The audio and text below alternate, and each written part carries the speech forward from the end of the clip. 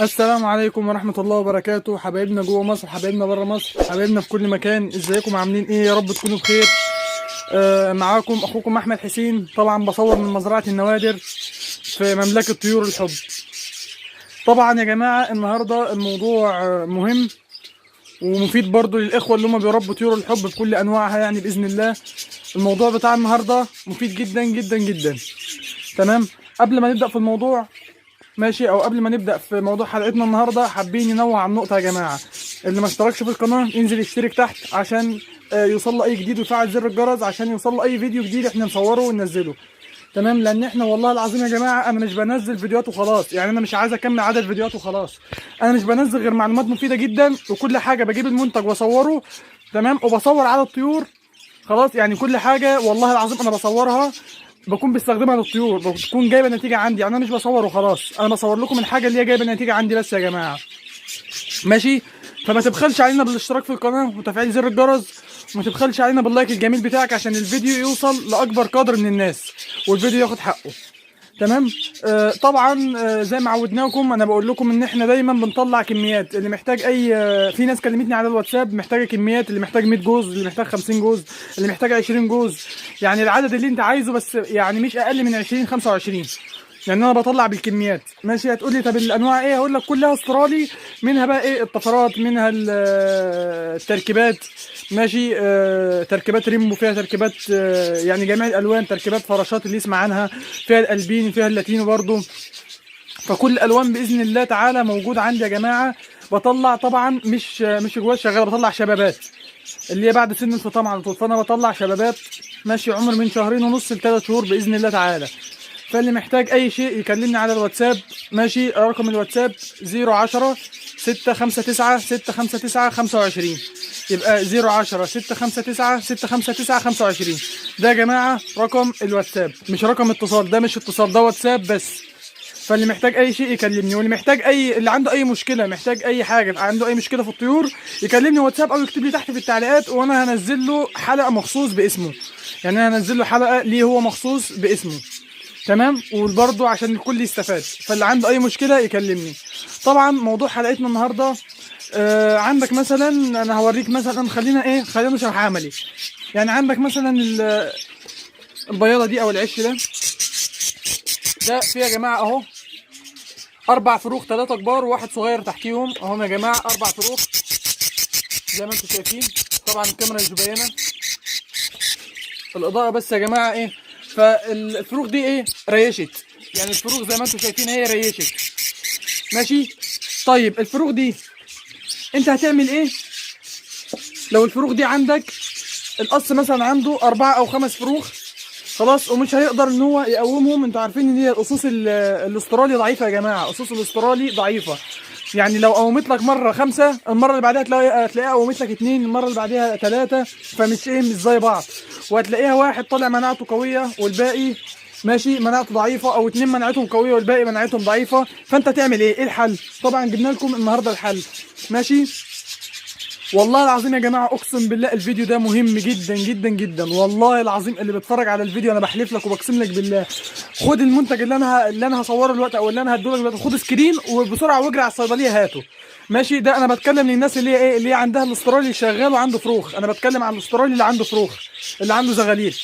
ماشي. روح اجري على الصيدليه البشريه، هو منتج بشري يا جماعه ورخيص جدا. ماشي. يعني العلبه يا جماعه ب 27 جنيه. خلينا نوريكم المنتج اهو، مكتوب على العلبه 27 جنيه، مش انا اللي كاتبها يا جماعه، هي جايه كده. العلبه ب 27 جنيه اهي يا جماعه. اسمها الخميره بلس. فيها قد ايه؟ فيها 60 قطعه، يعني 60 قرص، ومكتوب تحت انها مكمل غذائي. ده يا جماعه من الصيدليه البشريه، من الصيدليه البشريه. هيبقى مكمل غذائي اهو، اسمها الخميره بلس. 60 قطعه، 60 قرص زي ما انتم شايفين اهي. تحتوي على فيتامينات. تمام يا جماعه. اهو مكتوب ايه؟ مكتوب، انا مش عارف الكاميرا بس ايه هتوضح ولا مش هتوضح، بس انا هقرا لكم المكتوب. بيقول غنيه بفيتامين باء مركب بالبروتينات، ماشي، واحماض امينيه واملاح معدنيه. يعني ده في املاح معدنيه وفي فيتامينات، ماشي يا جماعه، وفي يعني وفي احماض امينيه، يعني في كل شيء يحتاجه الطير. فيه كل الفيتامينات وكل الاملاح المعدنيه اللي يحتاجها الطير. ماشي. انت هتعمل ايه او فايدتها ايه؟ طبعا يا جماعه النهارده موضوع الحلقه مختلف شويه، يعني احنا كل فيديو بننزله بنقول لكم انت هتحط للطيور او للقصوص الشغاله في الميه، او هتحط مثلا راس او كلام من ده. لا، احنا المره دي بقى مش هنحط حاجه في الميه ولا هنعمل الكلام ده كله. النهارده بقى موضوع الحلقه يعني مختلف شويه يا جماعه. الاقراص دي انت هتمسك القرص هتقسمه ل4. خلاص، يعني القرص هتقسمه 4.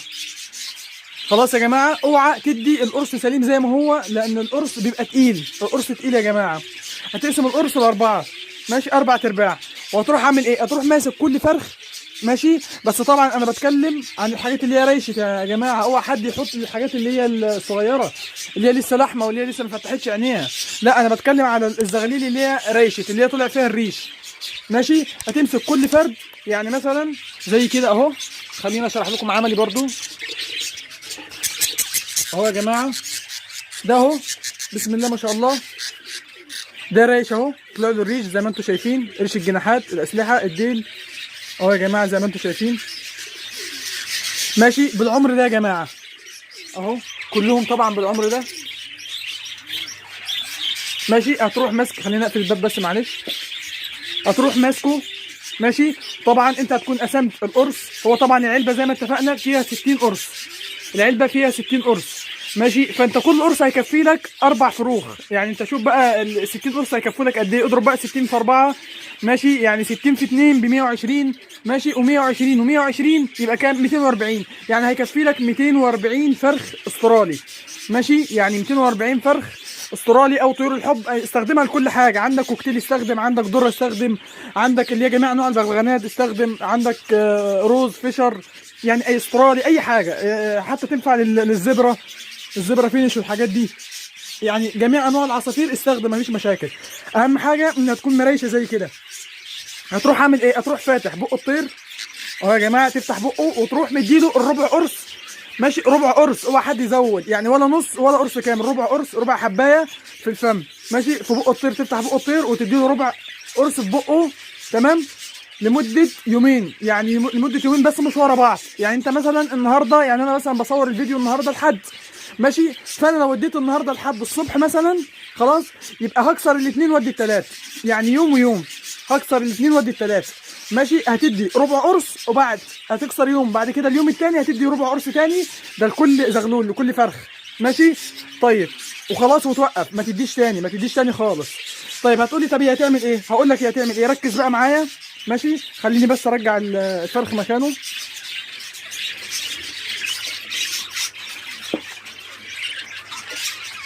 بص، صلي على النبي وركز معايا. هتعمل ايه بقى؟ هي بتنفخ الخميره دي، اصلا بتبقى هي فيتامينات وبتاع، بس طبعا مضغوطه، كلها مضغوطه على شكل ايه؟ على شكل اقراص.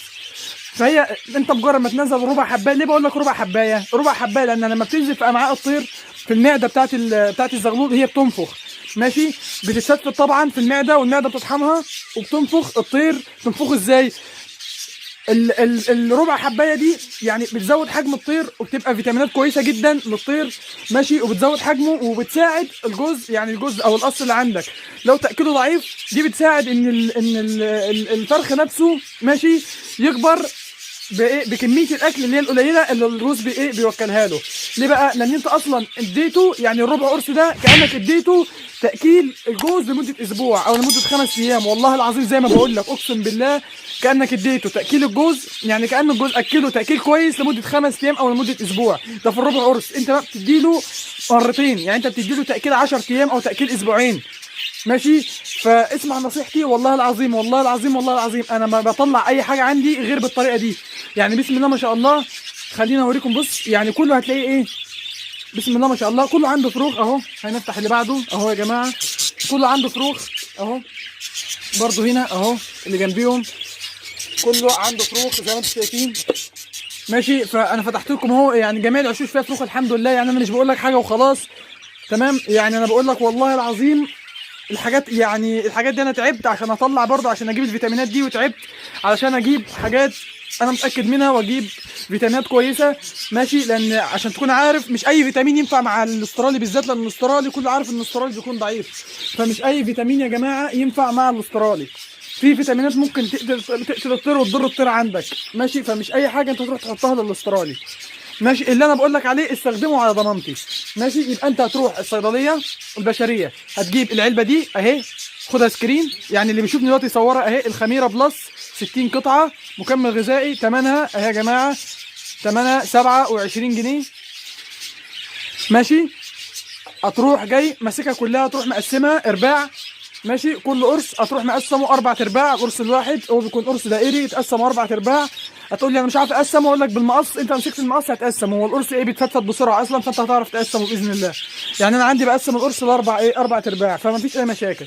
وهتمسك كل فرخ هتروح مديهم، هتروح لافف على الطيور كلها في يوم واحد. الفروخ المريشه هتروح مدي كل فرخ ربع حبايه، بعد كده تكسر يوم، بعد كده اليوم اللي بعده على طول هتروح مديله ربع حبايه تاني. واتفرج بقى، انا مش عايز منك حاجه غير دعوه، يعني وحياة ابوك اللي بيشوف الفيديو دلوقتي ويجربه ويجيب عنده نتيجه، يدعي لي دعوه حلوه يا جماعه، ماشي. يعني المعلومه دي انا مجربها على مزرعه النوادر كلها، والله العظيم عندي ما يقارب، يعني بسم الله ما شاء الله، معدي من 450 ل 500 جوز، يعني ما يقارب ال 500 جوز كلهم بجرب عليهم. وطبعا بطلع كميات، بطلع كل شهرين حدود 2000 فرخ، يعني 1000 جوز. فكل الحاجات دي بتطلع مناعتها قويه، بتطلع صحتها قويه من ايه؟ من الفيتامينات اللي انا بديها لها يا جماعه، من الخميره ومن الاملاح المعدنيه ومن الكالسيوم، ماشي. لان ما فيش طير هيكبر او هيبقى كويس وصحته كويسه من غير ادويه ومن غير فيتامينات، ماشي.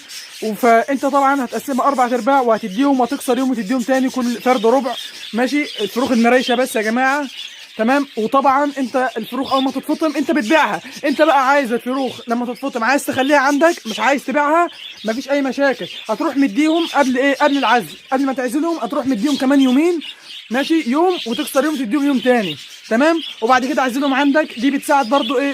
بتحسن المناعه بتاعتهم، ماشي. تقوي المناعه، جهاز المناعه بتاعهم، ماشي. وبتطرد اي بكتيريا. الخميره عشان تكونوا عارفين يا جماعه، الخميره دي بتطرد اي بكتيريا جوه الجسم، اقسم بالله اي بكتيريا جوه الجسم بتطردها، ماشي. ومفيده جدا جدا للزغاليل بالذات، الفروخ اللي هي المريشه، ماشي. يا رب يا رب يا رب اكون وصلت لكم المعلومه على خير النهارده، واكون وصلت لكم المعلومه صح، ماشي. واكون فدت الجميع خلاص. فطبعا قبل ما ننهي الفيديو برضه حابين نرجع نفس الموضوع، ننوع عن النقطه. اللي ما اشتركش في القناه انزل اشترك دلوقتي، فعل زر الجرس، لان انت زي ما انت شايف احنا بننزل حاجات مهمه جدا، وما اعتقدش ان حد نزل الفيتامينات دي قبل كده، ماشي. كل اللي بينزل بيقول لك يا اما استخدم جروفيت، يا اما استخدم مش عارف ايه، يا اما اللي هو الحاجات اللي احنا خدنا عليها. بالعكس، طب والله العظيم يا عندي فيتامينات بشريه يا جماعه، ماشي، اقوى من الجروفيت يعني مليون الف مره، اقوى من الجروفيت مليون مره. مش لازم كل اللي ايه يقول لك جروفيت ومش عارف في كذا نوع، او مثلا يعني في مثلا السيلينيوم برضو، ماشي. لا، في حاجات اقوى من السيلينيوم واقوى من الجروفيت مليون مره زي ما قلت لكم، ماشي. فاشترك في القناه وفعل زر الجرس عشان اي فيديو جديد انزله.